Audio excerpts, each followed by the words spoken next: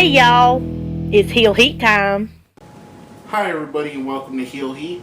My name is George Coles and it's time for another episode of It Came From the Network. Basically, it's a review of all the weird, wacky, camp, and outright bad stuff that's happened in the history of wrestling that you could find on the WWE Network. This week we're going to highlight on WrestleMania 2. Now, the first WrestleMania was a rousing success. Pretty much set the global domination that WWE has right now into effect. Added a whole bunch. Got everything to the point where everything was national. So they rolled the dice on WrestleMania 2, emanating from 3 different cities.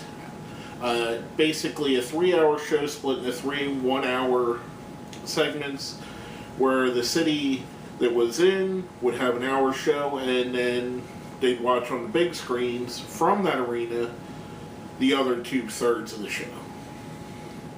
Interesting concept. Only used one time, and I think we'll see why. First off, we're going to start off with the New York portion of the show.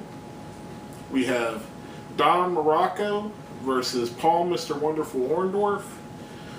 I thought this was actually a good opening match. Nice, hard-hitting match between 2 of the tougher guys in WWE at the time, or WWF as it was at the time.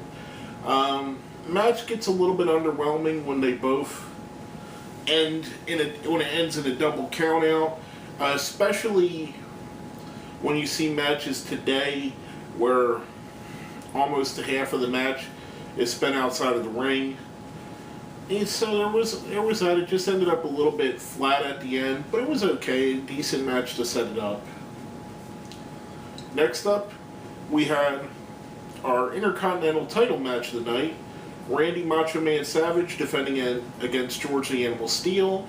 Backstory is George Steele fell in love with Elizabeth. Of course, Randy didn't treat Elizabeth as well as he should have. Leads us to a match with the deranged, crazy Steele and Randy Savage. I thought this match was okay. For what it was at the time, George the Animal Steele was in the twilight of his career. He had been wrestling since the late 60s at this point, so almost 20 years. He didn't quite have the in-ring capabilities he did even 10 years before, and he couldn't really keep up with the evolving style of wrestling at the time. The match itself was decent. A couple cool spots with the Animal obviously biting the turnbuckle open.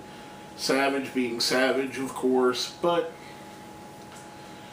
just after the first letdown of a match, letdown ending, this kind of kept it on that same plateau where it didn't really feel special. It didn't feel like what we've come accustomed to a WrestleMania feeling. And going back and watching this again, and I've watched this show several times actually. It's actually one of the old VHSs that I used to have when I still had a VCR. We had bought it from our local video store would carry WWE cassettes or VHSs for so long, and then they'd sell them and replenish them. Basically, they had one rack for wrestling, so when a new one came in, an old one sold. This was one of the ones I bought, along with WrestleMania 1 and several others. What you gotta remember is the WrestleMania big match feel didn't really come till the next year, WrestleMania 3. Even though WrestleMania 1 was a huge success, it really wasn't any different than most supercards in wrestling were at the time. And this is case in point here. You have matches that could have easily been on Saturday night's main event or even Wrestling Challenge. But they're on the main show. On the show of the Showcase of the Immortals, as it's called now. Case in point, our next match. We had George Wells, who in the WWE was just a jobber. He had minimal success other places. WWE, jobber. Against Jake the Snake Roberts, and pretty much a squash match to put over how good and how much of a threat Jake Roberts was. I found it interesting, and I'd never noticed before today's viewing of this event. They didn't even call the DDT at this time. So it was a cool little way to highlight Jake. Again, a third match in a row that didn't have a WrestleMania vibe to it. Like I said, we've got used to the fact that WrestleMania has a different feeling, a different aura to it. This didn't feel anything special, especially when you have the third match of the night's a jobber match, basically. Jake picks up the win, and they mentioned that he's undefeated at the time, which I didn't really remember. I didn't remember Jake going on a huge undefeated run, but he could have. He probably did, and just slips my mind. Leads us to the main event of the New York third of the night. We have Roddy Piper versus Mr. T in a boxing match. The feud that's carried over from WrestleMania 1. Guys that legitimately in real life didn't like each other.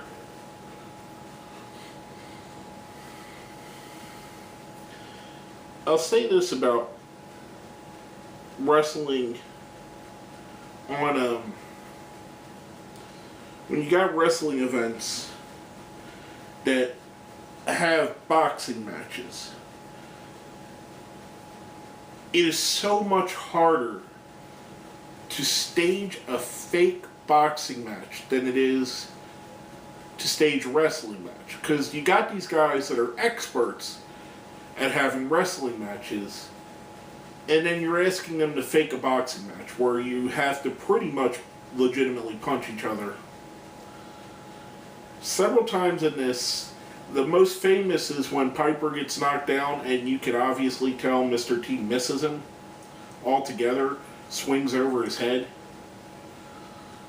It just was painful to watch. A guy of Piper's immense talent at the time being relegated to this.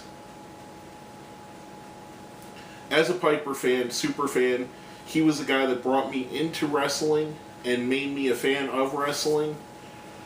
This was just a disappointing match. Thankfully, it ends between the third and fourth round where Piper throws a chair at T. Then the ref comes over, he throws down the ref, body slams Mr. T, and attacks him in a wrestling style. Which gives us the end to our disappointing New York third of the night. Sends us over to Chicago for their third of the night, which is started off with a ladies' world heavyweight title match. And that's what they called the belt at the time. We had Velvet McIntyre versus the Fabulous Moolah. This is a good match, probably as good of a woman's match as they were going to allow on the card. It was two women that are probably at the end of their career. Moolah definitely was showing her age at the time. Not that she wasn't still the Fabulous Moolah, and still probably the best women's wrestler in the world at the time. Just, it would have been more exciting if they had some of the younger women wrestlers involved in this, but it was a decent match. Nothing great, nothing horrible. Up until this point, probably, other than Morocco and Orndorff, my second favorite match of the night, which isn't saying much. Which is followed by our next match, a flag versus flag match, Russia versus the United States, Nikolai Volkov versus Corporal Kirchner. Now, if you guys don't remember Corporal Kirchner, he kind of had the same kind of Sergeant Slaughter type gimmick. He was Army Ranger, I believe is what they said he was, instead of a Marine. The guy would go on to have moderate success in Japan wrestling under a mask as Leatherface, and it's exactly what you think it is. He dressed up as Leatherface from the Texas Chainsaw Massacre series and was a deathmatch expert over in Japan, basically. Had a really solid career there. had a cup of coffee in the WWE. He picked up a big win. Probably, I would say this is probably the biggest one of his WWE career against Volkov. Volkov doesn't quite get the credit I think he deserves for how, how good of a heel he actually was. And this is a match that epitomizes that. You're cheering for Corporal Kirshner because you don't want Nikolai Volkov to win. Not because you care about Corporal Kirshner, it's because you hate Nikolai. Which I thought was awesome. I thought it was great. I thought the match was made better by Nikolai Volkov's participation. Now next up, we had the Battle Royal, which is billed as the NFL versus the WWF. You had several NFL guys, Russ Francis, Bill Fralick, William the Refrigerator Perry. I just watched it and I'm trying to think out who else was in there. But several NFL luminaries in the match against the best that the WWF had at the time. We get down to the end of it. Andre the Giant picks up the win, last eliminating both of the Hart Foundation, and specifically Bret the Hitman Hart, who would go on to make much better things later in his career. I believe this was the first WrestleMania the Hart Foundation was on. I thought it was actually a decent battle royal. The football guys held up their part of the bargain more than I thought they would, and guys like specifically Bill Fralick and William the Refrigerator Perry stood out as guys that could have easily transferred over. They had the right charisma. Now,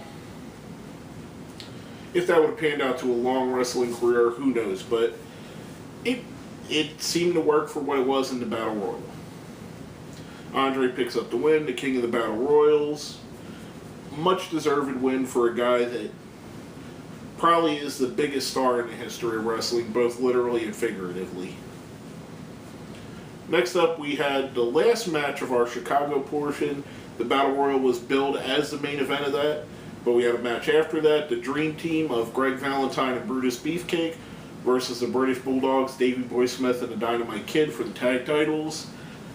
Bulldog and Dynamite win the titles in definitely the best match of the night so far. Greg Valentine, hell of a wrestler. This is probably around Brutus Beefcake's height of his career. I thought just before he became the Barber, he was a lot better wrestler than when he turned into Brutus the Barber Beefcake. I think that gimmick limited him a little bit to what he could have been. I thought he was a better wrestler when he was part of the Dream Team. It didn't hurt that you were working with Greg the Hammer Valentine, who's an absolute great in the sport. Interestingly, the British Bulldogs are second into the ring by Ozzy Osbourne for no apparent reason other than Ozzy just being there. A decent match, best match of the night by far at this point. And that leaves us going to the Los Angeles third of the night, which we have. It starts off with a match of Hercules Hernandez versus Ricky the Dragon Steamboat. Another solid match, 2 in a row in my opinion. The Steamer picks up the win.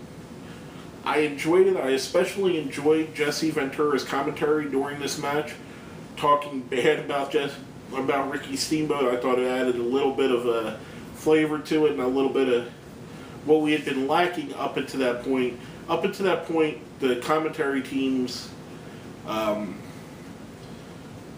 were pretty much all the way face. So we had our first inkling of a heel commentating coming in. After that, we had adorable Adrian Adonis versus Uncle Elmer. A decent match. Personally, this is the kind of match that I would have started the show off with and then bumped off a few of the other matches. Not horrible, not great. At the time, I remember that they were in a huge feud, basically, with adorable Adrian Adonis and his cross-dressing weirdness and Uncle Elmer and his countryness. Basically, clash of two different cultures. It was an okay match. It's not great. It's probably better than a few of the other matches that were on the show. just positioned in a weird way, especially when you look at it as one of the last 3 matches to go on. Next up, we had the Funk Brothers, Terry and Hoss Funk, who's actually Dory Funk. I don't know why they called him Hoss. Everybody already knew him. He was an former NWA World Champion. I digress. Versus the Junkyard Dog and Tito Santana. Probably 2 of the 3 guys that were 2 of the 3 faces of the WWE at the time that were almost as over as Hulk Hogan, Junkyard Dog, and Tito Santana versus the Funk Brothers. I thought this was an excellent match between 4 excellent wrestlers. The Funk's feuds with both guys separately and as a team, I thought was a great feud. Probably the best thing that Terry and Dory did together in WWE. The Funk Brothers win after some nefarious actions. Terry hits Tito in the back with Jimmy Hart's megaphone. I liked it. I enjoyed the match. It got us in a good feeling. The LA third by far was the strongest of the 3 cities, which is kind of funny because it was probably WWE's least popular of the 3 cities they were working in at the time. And last but not least, our main event, the one that everybody remembers from the show, Hulk Hogan versus King Kong Bundy in a steel cage match. The backstory is King Kong Bundy, with assistance from Don Morocco, cracked Hulk Hogan's ribs a couple months earlier on Saturday Night's Main Event with a vicious attacks of avalanches and splashes. This was Hogan's chance to get back at Bundy and Bobby the Brain Heenan a bit. Typical Hulk Hogan style match.